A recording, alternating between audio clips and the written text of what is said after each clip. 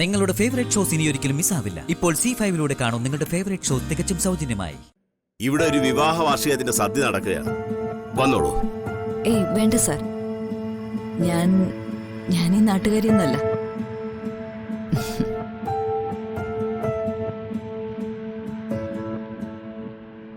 ഇതെന്താ സദ്യ വേണ്ടെന്ന് വയ്ക്കുന്ന കൂട്ടരുണ്ടോ?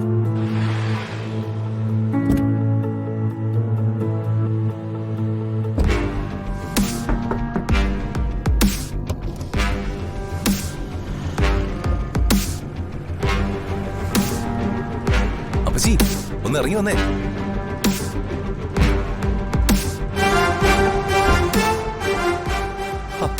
അപ്പച്ചി നല്ല ആളാ. ഇക്കണ്ട ദൂരം അത്രയും ഒരു ഡ്രൈവറുടെ ഹെൽപ്പ് പോലും ഇല്ലാതെയല്ലേ കാർ ഓടിച്ച് അമ്മുവിന്റെ വിവാഹ വാർഷികത്തിൽ പങ്കെടുക്കാനായിട്ട് വന്നത്. എന്നിട്ട് സദ്യ കഴിക്കാതെ പോകുന്നത് ശരിയാണോ? നീ എന്താടാ ആളെ പൊട്ടനാക്കുകയാണോ? നിന്റെ അമ്മുന്റെ പിന്നാലെ തന്നെ ഞാൻ ഉണ്ടായിരുന്നു. അപ്പച്ചി ഇവിടെ വന്നിറങ്ങിയത് ഞാനും കണ്ടതല്ലേ. അപ്പോഴേ ഞാൻ ആലോചിക്കുക, അമ്മു ക്ഷണിച്ചിട്ടാണോ കവിത അപ്പച്ചി ഇത്രയും ദൂരം ഡ്രൈവ് ചെയ്ത് വന്നതെന്ന്. എനിക്ക് വരാനേ ഒരുത്തിയുടെയും ക്ഷണം വേണ്ട. പക്ഷേ ഞാൻ ക്ഷണിച്ചിട്ട് വന്നതാ. എന്നെ നിർബന്ധിച്ച് വിളിച്ചതേ ദേ അവന്.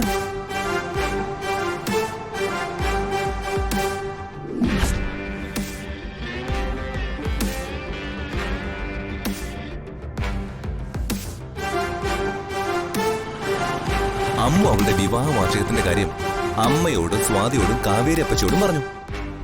പക്ഷെ ഞാൻ അറിയുന്നതേ സഞ്ജയ് പറഞ്ഞിട്ടാ. അവനാ എന്നെ ക്ഷണിച്ചത്.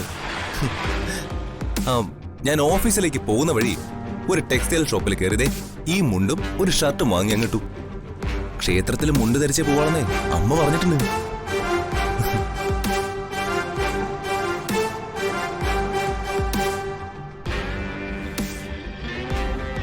ഹലോ, ഇവിടെ ഇവിടെ ഇങ്ങോട്ട് വാ, എനിക്ക് പോണം.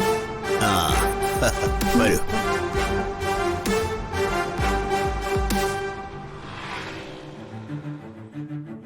വാ. ഇതാര്? CBI ആന്റിയോ? ആന്റി തൊഴാൻ വന്നതാണോ അതോ അമ്മ ക്ഷണിച്ചിട്ട് വന്നതാണോ? അപ്പച്ചി തൊഴാൻ വന്നതാ. കാറിൽ കയറി പോവാൻ നേരത്താ അപ്പച്ചെ ഞാൻ കണ്ടത്. അത് നന്നായി. നിങ്ങൾ സദ്യാലയം വരെ വന്നിട്ട് പോയതല്ലേ? അതിനുള്ള മറുപടി നിങ്ങളോട് ഞാൻ പറഞ്ഞു കഴിഞ്ഞതാ. ചന്ദ്രൻപിള്ള സാറേ, സദ്യ കഴിഞ്ഞിട്ടില്ലെങ്കിൽ ആന്റിക്ക് ഒരു ഇലയിടാനുള്ള ഏർപ്പാട് ഞാൻ ചെയ്തേനെ. ഞങ്ങളുടെ ഒരു സന്തോഷത്തിനാ അല്ലേ അമ്മൂസേ? ഞാൻ ഇവരെ സഞ്ജു പറഞ്ഞ പ്രകാരം വന്ന് ക്ഷണിച്ചതായിരുന്നു സഞ്ജയ്. വേണ്ടാന്ന് പറഞ്ഞു പോവുകയും ചെയ്തു. അപ്പച്ചി ഇതുവരെ വന്നതല്ലേ? ദേ അമ്മുന്റെ വെഡിങ് ആനിവേഴ്സറിയാ.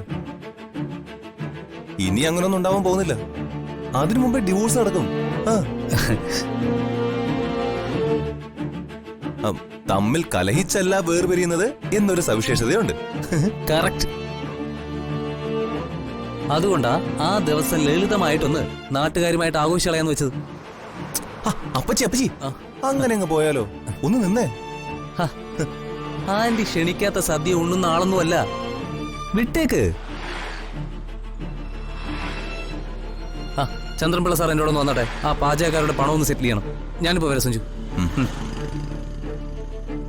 ഞാനും അമ്മു എന്തായാലും കവിത അപ്പച്ചി ഇവിടെ വന്ന കാര്യം വീട്ടിൽ പറയാൻ പോകുന്നില്ല. അതിന്റെ അപമാനം അപ്പച്ചിക്ക് തന്നെയാ. അപ്പച്ചിക്ക് ഒരു നാണക്കേട് ഉണ്ടാവുന്ന കരുതി മാത്രം പറയാതിരിക്കുന്നത്.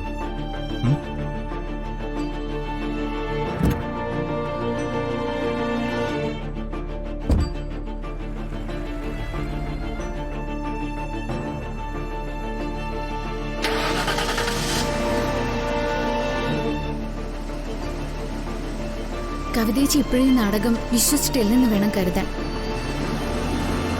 വിശ്വാസക്കുറവുണ്ടായിരുന്നു. ഇന്നത്തോടെ അത് തീർന്നു കാണും. കവിത വന്ന ഉടനെ മുറിയടച്ചിരിപ്പാ. അവർ വന്നല്ലോ, അവരെത്തിക്കഴിഞ്ഞു. ഈ സമയത്ത് ആരും വരാതിരുന്നാ മതിയായിരുന്നു. നീ ധൈര്യമായിട്ട് ഇരിക്കടാ, ഒന്നും സംഭവിക്കാൻ പോകുന്നില്ല.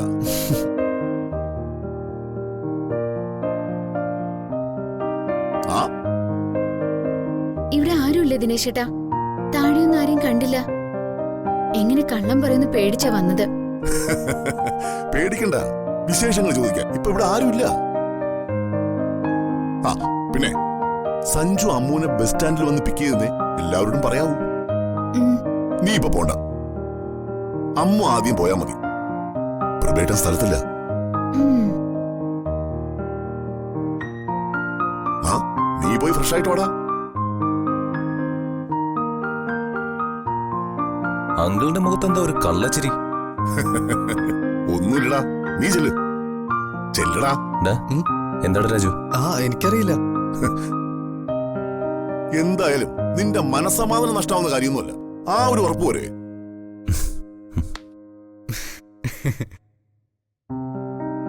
എടാ, ആ? എല്ലാം സെറ്റല്ലേ? സെറ്റ്.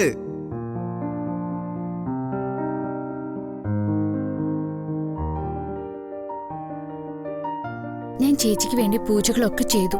എനിക്ക് ദൈവത്തിലുള്ള വിശ്വാസമൊക്കെ പോയെന്ന് നിനക്ക് അറിയില്ലേ അമ്മോ?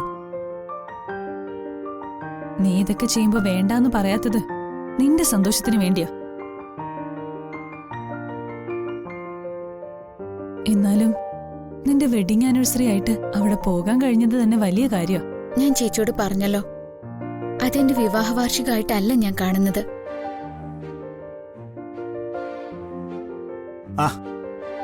അമ്മു നാട്ടിൽ നിന്ന് എപ്പോ തിരിച്ചെത്തി? ഞാൻ ഇപ്പൊ തിരിച്ചെത്തിയതുള്ളൂ വെച്ചാ. അച്ഛനെല്ലാം അറിയാലോ, എനിക്ക് എന്റെ ജീവിതം തിരിച്ചു കിട്ടിയ ദിവസമായിന്ന്. അതിന് ദേവിയോട് നന്ദി പറയണമെന്ന് ആഗ്രഹിച്ചു പോയതാ. അത് നന്നായി. വിവാഹം എന്നത് ഒന്നിച്ച് ജീവിക്കാൻ മാത്രമല്ല, തനിയെ ജീവിക്കാനും പ്രേരണ തരുന്നതാണെന്ന് നിന്റെ കാര്യത്തിൽ എനിക്ക് ബോധ്യപ്പെട്ടു. ഉടനെ ഡിവോഴ്സ് നടക്കില്ലച്ചാ. സഞ്ജയ് അതിന് താല്പര്യം എടുത്തിട്ടല്ലേ പോയത്? ആ വിവാഹത്തിന് നിയമസാധുത ഒന്നുമില്ലെന്നാ ഞാൻ മനസ്സിലാക്കുന്നത്. സഞ്ജയ് അവന്റെ വഴിക്ക് പോട്ടെ. അപ്പോ അമ്മൂനൊരു ജീവിതം വേണ്ടി അച്ഛാ? അത് അവള് തീരുമാനിക്കട്ടെ. എന്റെ ജീവിതം ചേച്ചിക്കൊപ്പമുള്ളതാ. ചേച്ചിയുടെ വിവാഹം കഴിയാതെ അനിയത്തിക്കൊരു വിവാഹവുമില്ല, ജീവിതവുമില്ല. നമ്മുടെ രണ്ടുപേരുടെയും ജീവിതം ഇങ്ങനെയായി പോയല്ലോ അമ്മു. ചേച്ചിയുടെ ഈ അവസ്ഥയൊക്കെ മാറും. ഞാൻ സിദ്ധിമുത്തിയെ പോയി കാണാൻ ശ്രമിച്ചതാ. അവര് തീർത്ഥാടനത്തിന് പോയിരിക്കാ. അവരും മടങ്ങി വന്ന വിവരം അറിയിക്കാൻ ഏർപ്പാടാക്കിയിട്ടുണ്ട്. ഞാൻ വരില്ല എന്ന് പറഞ്ഞതാ, പിന്നെ അവളുടെ ഒരു സിദ്ധിമുത്തി. ആ ചേച്ചി വരണ്ട. സിദ്ധിമുത്തിയെ ഞാൻ ഇങ്ങോട്ട് കൊണ്ടുവരും. പിന്നെ ചേച്ചിക്കൊന്നും ചെയ്യാൻ പറ്റില്ലല്ലോ. ആ മോള് ചെന്ന് ഫ്രഷ് ആവും.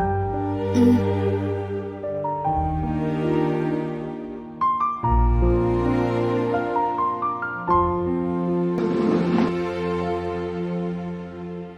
അവള് വീണ്ടും വീണ്ടും അത് പറയുമ്പോ തള്ളിക്കളയാൻ പറ്റില്ല മോളെ. ഡോക്ടർ അരവിന്ദ് പറഞ്ഞതും നാട്ടുവൈദ്യത്തെ പറ്റിയാ. നമുക്ക് അവരെ കാണണം. അച്ഛന് വേണ്ടി മോൾ അതിന് സമ്മതിക്കണം.